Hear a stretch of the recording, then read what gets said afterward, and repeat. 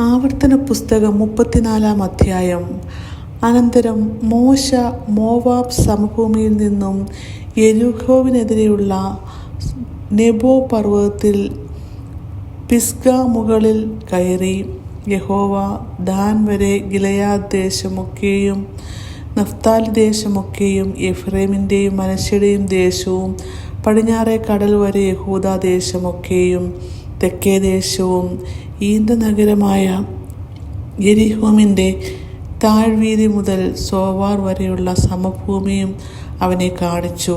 അബ്രഹാമിനോടും ഇസഹാക്കിനോടും യാക്കോബിനോടും ഞാൻ നിന്റെ സന്തതിക്ക് കൊടുക്കുമെന്ന് പറഞ്ഞ സത്യം ചെയ്ത ദേശത്ത് തന്നെ ഞാൻ അത് നിന്നെ കണ്ണിന് കാണിച്ചു തന്നു. എന്നാൽ നീ അവിടേക്ക് കടന്നു പോകുകയില്ല എന്ന് യഹോവ അവനോട് കൽപ്പിച്ചു. അങ്ങനെ യഹോവയുടെ ദാസനായ മോശ യഹോവയുടെ വചനപ്രകാരം അവിടെ മോവാബ് ദേശത്ത് വെച്ച് മരിച്ചു.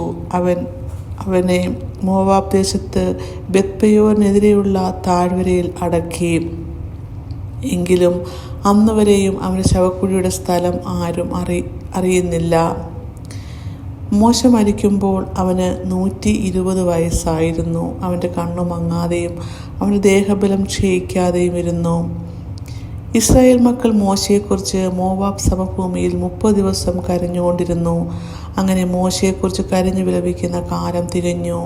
നൂൻ്റെ മകനായ യോശുവയെ മോശ കൈവച്ച് അനുഗ്രഹിച്ചിരുന്നതുകൊണ്ട് അവൻ ജ്ഞാനപൂർണനായി തീർന്നു.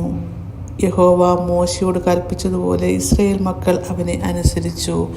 എന്നാൽ മിസ്രയീം ദേശത്ത് ഫറവോനോടും അവൻ്റെ സകല പുത്രന്മാരോടും അവൻ്റെ സർവ്വദേശത്തോടും ചെയ്യുവാൻ യഹോവ മോശയെ നിയോഗിച്ച സകല അത്ഭുതങ്ങളും ഭുജവീര്യവും എല്ലാ ഇസ്രായേലിലും കാണുക മോശ പ്രവർത്തിച്ച ഭയങ്കര കാര്യമൊക്കെയും വിചാരിച്ചാൽ യഹോവ അഭിമുഖമായി അറിഞ്ഞ മോശയെപ്പോലെ ഒരു പ്രവാചകൻ ഇസ്രായേൽ പിന്നെ ഉണ്ടായിട്ടില്ല.